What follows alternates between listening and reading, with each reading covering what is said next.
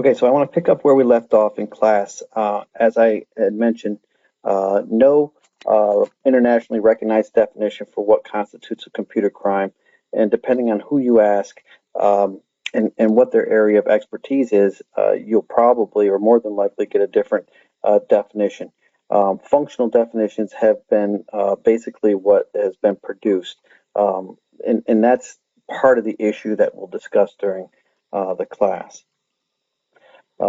Our purpose is we can look at computer crime as any illegal act for which knowledge of computer technology is used to commit the crime or commit the offense. Corporate fraud, online fraud, money laundering, child pornography. This is a pretty good generic definition that will suit our needs. Basically, there's three elements of computer crime: traditional criminal activities, and prosecutors will use both traditional and computer crime statutes in attempting to bring to justice those individuals that are engaged in computer crime. If we look at the computer fraud, we can define that as any defalcation or embezzlement accomplished by tampering with a computer, programs, data files, operations, equipment, or media, resulting in loss. So again, you can see that it's using a computer to do something, tampering with a program, a data file, that is owned by an organization whose computer system was how manipulated. Three basic elements of a computer fraud is, again, knowingly access or otherwise use a computer without authorization or exceeding authorization, i.e., an employee that works for an organization does something above and beyond what they're authorized to do with the intent to commit a fraudulent act or other criminal act. And then we can look at crimes like computer assisted crimes. And again, this involves the use of computers instead of other means to break the law. Traditionally, you're looking at an illegal act that yields more goods by using a computer. In other words, hacking into a bank to rob it rather than going in the front door with a gun to rob a bank. Computer fraud laws are invaluable for effective prosecution. Back in 1995, David Carter, who was with the FBI at the time, issued a law enforcement bulletin that basically categorized computer crimes into four different categories: computer as the target, computer as the instrumentality of the crime, computer as an incident to the crime, and then one, crimes associated with the prevalence of computers.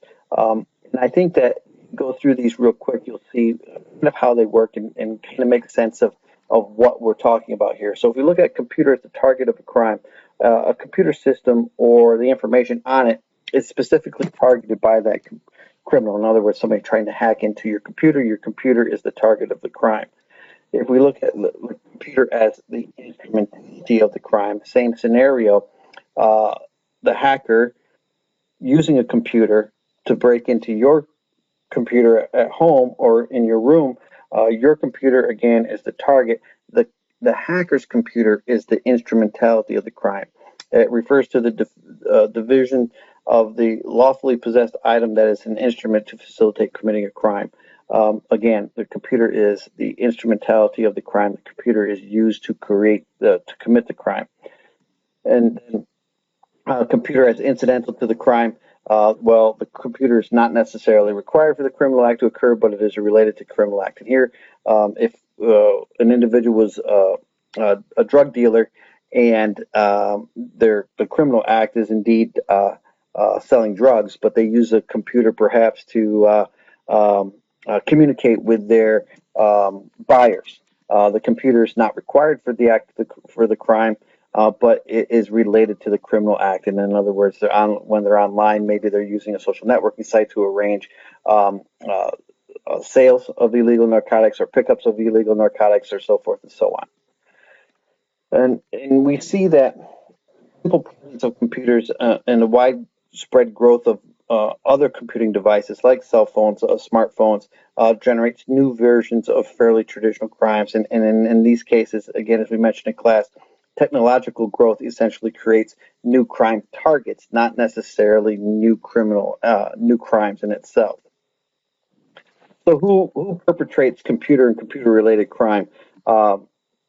everyone. There's really no one set demographic. Students, amateurs, terrorists, members of organized crimes, career criminals, you name it. There is someone from that walk of life that um, is engaged in criminal or computer fraud or criminal activity relating to using a computer.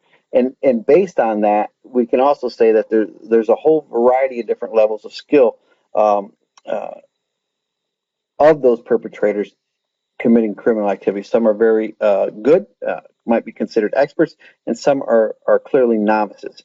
The terminology that you'll often see associated with individuals that commit computer crime, looking at an individual that might be referred to as a script kiddie, usually this would be considered a derogatory term used to describe somebody who's inexperienced, a novice, uses tools and scripts and whatnot that are built by someone else, really doesn't know what they're doing. So this would be the end of the spectrum of a complete novice.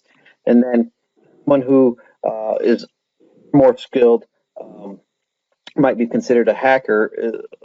They have the ability to subvert computer security. They have extensive knowledge of computer systems, and they may often commit crimes of opportunity, but might not necessarily be the original intent of their actions. So you can see that there's different terms, and depending on who you ask or where you read, there are a variety of other terms that you use. A kind of a generic term is a cyber criminal, and that's an individual who exploits systems with financial gain in mind. And then we see things like corporate spies who use computers and computer technology to steal proprietary information in digital format. And so they no longer need to go to work for the organization to steal from them. They can do it remotely. I mentioned organized crime. Organized crime is engaged in things like spamming and phishing and music piracy, extortion, trafficking of stolen goods, trafficking of humans online.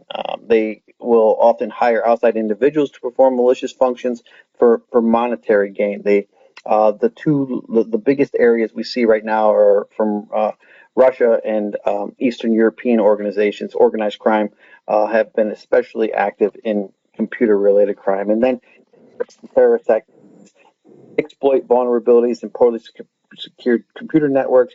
They also use the network or the technology to recruit, to distribute messages, and engage in other types of warfare, cyber warfare against nations' infrastructure. So we have that as part of the cyber criminal activity. And then we need to look at insiders as well. Insiders are still represent the largest threat to a company's computer system. They account for a large portion of the issues as it relates to technology and technology control because they have the greatest access. And then there's a tendency on the part of management to tolerate less stringent supervisory controls over information systems personnel. So we have individuals that, like network administrators and network technicians, that have greater access, and it's more likely that they will engage in some sort of criminal activity. So then we got to think about, what was the motivation of the individuals that might cause harm, and because we want to understand why they do it in order for us to better put into place controls around stopping them. So, it's crucial for us to gain an understanding of this hacking community or this cyber criminal community, and this will also help us predict actions. Motivator might be money, right? Probably the, the the biggest motivator right now is money. Um, Hacking for profit, committing crimes for profit is really one of the major reasons that individuals engage in any type of criminal activity. Sometimes it's for entertainment. Sometimes it's for because they think of it as a game. So there's that element. Sometimes it's to build a reputation, overcoming obstacles that have been placed in front of them, to do it because they can do it or because they are see it as a challenge. And then we have a group referred to as hacktivists, or individuals who commit computer-related crime because they have a cause, or they're in support of a particular movement, and they see that this type of activity is somehow supports that particular movement. And then finally, the difficulty of infiltrating this particular community is sometimes softened by individuals' initiation into the hacking community by committing an intrusion or by committing a cyber crime. And members will demonstrate their skills by writing attack codes or simply breaking into the system to gain acceptance, to move up in the eyes of those that peer group and so forth. Well, how do we go about combating computer crime?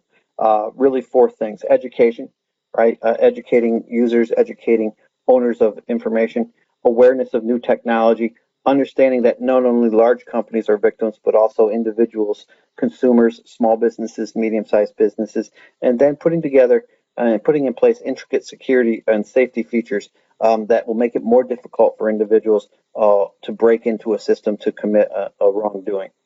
A couple of crime theories that I want to talk about real quick, and then we'll jump into it in later chapters. The problem analysis triangle. Traditional criminology focuses on criminals and why they are criminals. Biology, sociology, culture, looking at social factors and personal factors to try to determine why an individual might have engaged in criminal activity. But they ignore the opportunities required for the crime to occur.